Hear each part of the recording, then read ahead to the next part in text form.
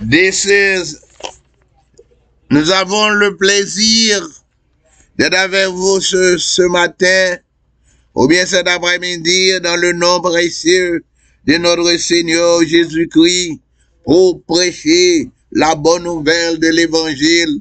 Aujourd'hui, nous allons parler de l'ancienne et la nouvelle alliance. Le mot alliance, ça vient du grec déneke, qui veut dire que nous avons le mot original, une disposition, et que nous avons le mot translittération, dialecte. Et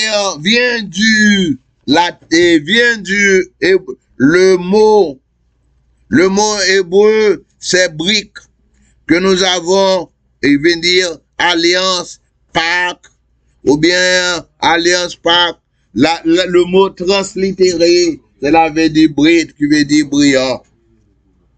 Dans l'Ancien Testament, nous avons un peuple, c'est le peuple Israël.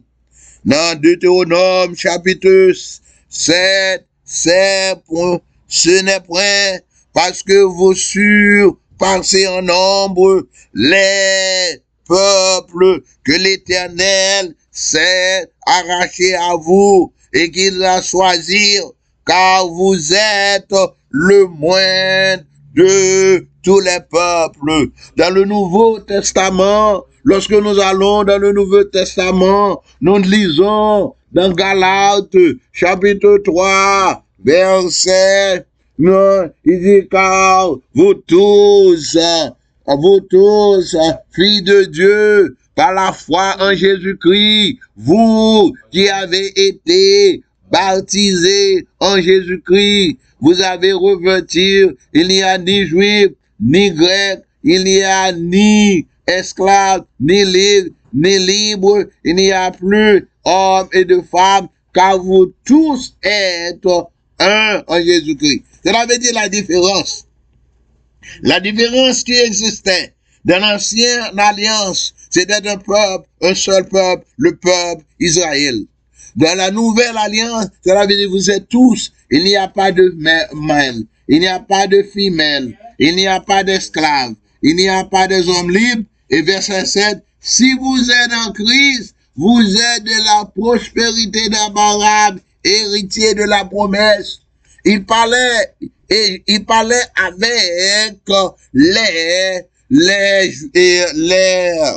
les païens, excusez-moi, comme vous le savez, dans le livre Genèse, chapitre 12, vous connaissez cela plus que moi. Dieu a fait une alliance avec Abraham, qui était Abraham, et qu'il avait dit, allons dans Genèse, chapitre 12, pour voir l'alliance.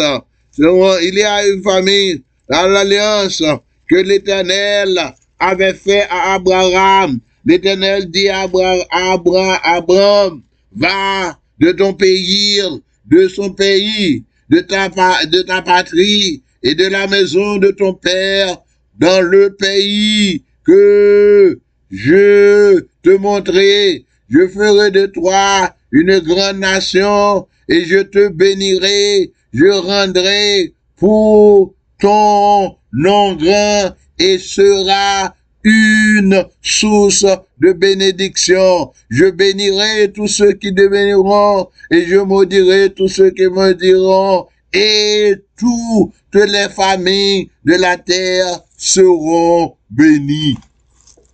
Donc, Dieu a fait une alliance. L'alliance veut dire, il y avait un contrat avec l'homme et sœur. Ok? Et quand nous lisons, et dans le de Romains, Dieu avait choisi un peuple, un petit peuple. Et en parlant dans l'Ancien Testament, il y avait le culte dans le temple. Ça veut dire que les Juifs, il y avait dans le temple. Dans l'Ancien Testament, nous avons un peuple. Dans la Nouvelle Alliance, nous avons tous sont enfants d'Égypte. Dans l'ancienne alliance, il y avait la polygamie. Cela veut dire que, bon, vous savez que, Jacob épousait deux sœurs, mais les deux sœurs étaient de la même famille, de la famille de Laban. Vous savez, en Genèse 29, c'était le cousin, ces filles-là étaient des cousins germains, étaient des cousines germaines de Jacob. Quand nous disons dans Genèse chapitre 29, verset 15, nous voyons que verset 15, ce que la Bible dit, demeurait un mois chez Laban, puis Laban dit à Jacob, parce que tu es mon parent, me serviras-tu pour rien? Dis-moi quel sera ton salaire. Or, Laban avait deux filles. L'aînée s'appelle Léa et la cadette s'appelle Rachel. Léa avait les yeux délicats, mais Rachel était belle de taille et belle de figure. Jacob aimait Rachel et il dit, je te servirai en 7 ans pour Rachel, ta fille cadette. Cela veut dire que c'était, dans le Nouveau Testament, dans l'Ancienne Alliance, est totalement prohibé, et défendu pour une famille de marier avec le cousin ou bien la cousine, avec la famille. Ouais. Et c'est dans le Nouveau Testament, il y avait les prêtres. Cela veut dire que les services se feraient dans le temple. Et dans le temple, il y avait 3 parties dans le temple. Les 3 parties dans le temple s'appellent la cour des païens. On appelle ça en bon français le parvis des païens ou des nations, accessible à tout, y compris les non-juifs. Cette vaste cour extérieure entourait le sanctuaire. C'est là que se trouve le marché du temple que Jésus a purifié. Le verset, dans Marc 11, verset 17, Jésus leur dit, n'est-ce pas écrit, ma maison sera appelée une maison de prière et pour toutes les nations, mais vous en faites une caverne de voleurs. Vraiment, vous avez une caverne de voleurs. Et le très saint de cette partie était réservé aux prêtres qui s'accomplissaient le culte quotidien. On y trouvait l'autel des parfums, le chancelier à 7 branches. Là, ça s'appelle le chancelier à 7 branches, s'appelle en hébreu Merora. Ok? L'accent c'est Merora. Et la table des pains de proposition. Le verset clé, c'est-à-dire le verset clé, les prêtres entrèrent dans la première partie du temple pour accomplir les services du culte en Hébreux 9, verset 6. Oui, les prêtres le très saint, le cœur le plus sacré du temple, séparé d'une voile. Il abritait l'arc de l'alliance. Cela veut dire, dans la partie extérieure qui s'appelle le pavé, on trouvait tous les gens, les juifs et les non-juifs. On appelle les non-juifs des païens. Et les juifs, les païens qui ont été qui ont été convertis et au judaïsme, on les appelle des prosélytes. Ok, je parle anglais, ça s'appelle proselyte. Prosélito. Je vous parler aussi l'espagnol. Ça veut dire que des gens qui sont convertis. Vous allez dire des gens de dehors qui deviennent là. Et le très saint, le verset clé, derrière le moral se doit lever des tabernacles, appelé le saint des saints. Cela veut dire que seul le souverain sacrificateur qui peut entrer dans le très saint. Cela veut dire, en allant dans le livre de Hébreux, chapitre 9, nous pourrons voir la différence qui existait.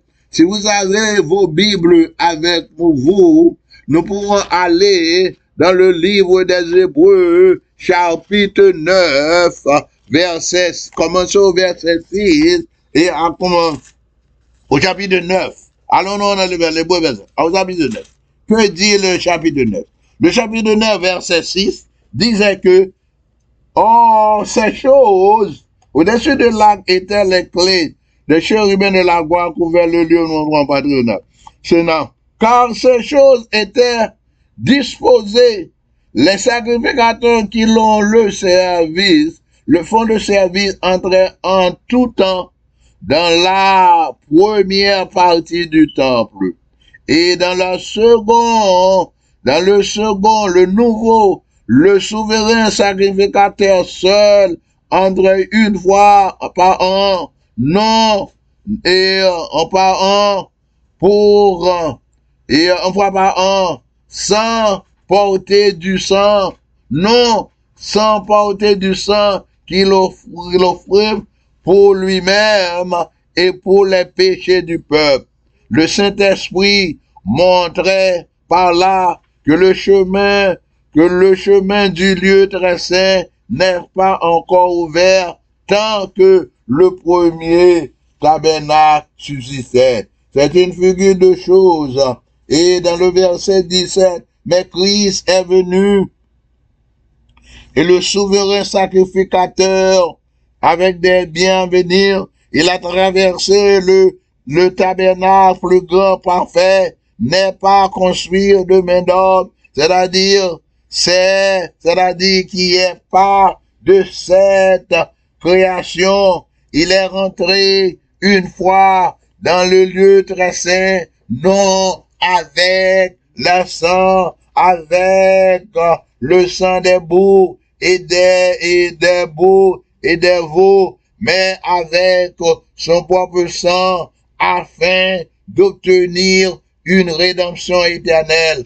Car le sang des taureaux et des boucs est le centre d'une vache répandue sur ceux qui ont souillé, sanctifie et procure la pureté de la chair. Mais combien plus le sang de Christ, par un esprit éternel, s'est offert lui-même sans tâche, purifie notre conscience des œuvres mortes, afin que vous serviez le Dieu vivant. Cela veut dire que il est le verset et c'est là, il est le médiateur d'une nouvelle alliance, afin que la mort étant intervenue pour le rachat des transactions commises pour la première alliance avec ceux qui ont été appelés à recevoir l'héritage éternel qu'il avait promis. Cela veut dire que Christ est venu avec son propre sang. Il a rentré. Ok? Cela veut dire un propre sang. Et dans l'ancienne alliance, il y avait un peuple. Dans l'ancienne alliance, il y avait une place, un lieu, un seul lieu, une location d'adorer, c'était en scène. Mais les Juifs devaient faire la pèlerinage 3 fois par an. Il y avait 3 fêtes que les Juifs devaient obéir. C'était la fête Pâques, qui s'appelle Pessah. La fête de Pâques s'appelle Pessah. Rappelez la sortie d'Égypte. Verset créé, le premier jour des pains sans levain les disciples s'approchèrent de Jésus et dirent, où veux-tu que nous te préparons le repas de la Pâque? Et dans Acte 20, verset 7, et la 1, verset 7, verset 7, et la Bible dit que avant le premier jour de la semaine, ils étaient réunis pour rompre le pain. Premier jour de la semaine, ils étaient réunis pour rompre le pain. Paul, qui devait partir, s'entraîner avec les disciples de son niveau. Cela veut dire que Paul devait partir il avait resté à Troas, à le premier jour de la semaine, qui était le dimanche, et il restait de faire la Pâque. Deuxièmement, la deuxième fête, c'était la Pentecôte, qu'ils appellent en hébreu Sha'ot. Entièrement, célébrer en grec, quoi? Célébrer 50 jours après la Pâque. Verset clé, le jour de la Pentecôte, ils étaient tous ensemble dans le même lieu, Acte 2. Et la fête des tabernacles, s'appelle Sukkos, la fête des tabernacles, qui appelait la Pentecôte, et appelée quelquefois la fête et de la récolte, la fête la fête de la récolte venait d'Amena. Cela veut dire que venait où les Juifs, la fête des tabernacles et des poils. Cela veut dire que les Juifs utilisaient le jour de la Pentecôte, c'était une fête de la moisson des âmes. Mais malheureusement, on a vu des gens qui se tiennent à l'église. Et, en parlant aussi, dans l'Ancien Testament, dans l'Ancienne Alliance, il y avait la polygamie, et David, Salomon étaient des polygamistes. Et dans le Nouveau Testament, on dit que chaque homme, si quelqu'un aspire et on doit marier d'une seule femme. Cela veut dire que dans le Nouveau Testament, pour être un pasteur, on devait marier d'une seule femme. On devait tenir une conduite irréprochable. Et dans l'Ancien Testament, dans l'Ancienne Alliance, il y avait des prophètes et des prêtres. Et des prophètes et des prêtres, les prêtres, prophètes étaient des professions. Il y avait des écoles de prophétie établies par Samuel. 1 Samuel 19, verset 8 à 20. On appelle ça que Samuel a formé spirituellement les leaders et dans la maison située principalement à Rama et maison, il appelle Naïa, ok? De Naïot, excusez-moi. De Naïot signifiera maison de Nord. Et dans le Nouveau Testament, l'apôtre Paul établit en Éphèse une école dans la maison de Tyrannéus, dans Actes des Apôtres, chapitre 9, verset 10, qui disait que il permet un homme, et dans l'Ancien Testament, Dieu permet le divorce.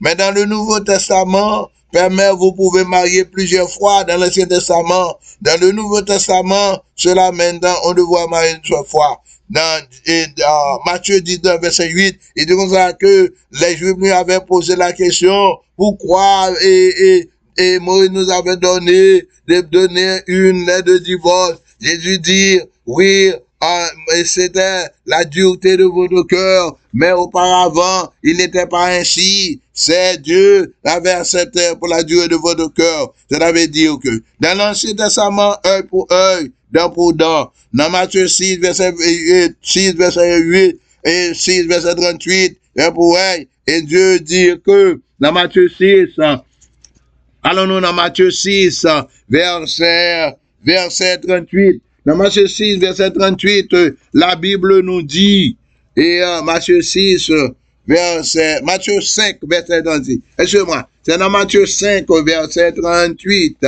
La Bible dit que, la Bible dit que vous avez appris verset 38. Il dit, mais vous avez appris œil pour œil, dent pour dent. Mais moi, je veux le dire, de ne pas résister aux méchants. Si quelqu'un te frappe sur la joue droite, présentez aussi l'autre. Si quelqu'un veut plaider contre toi et prendre ta tunique, laissez-lui encore ton manteau. Voyez la différence, œil pour œil, dent pour dent. Ça veut dire la loi du pardon. Dans l'Ancien Testament, nous avons parlé de la loi. C'était la loi. La loi était sans effet pour pardonner le péché, mais Jésus-Christ a fait venir avec son frère. Merci de nous avoir écoutés. Merci.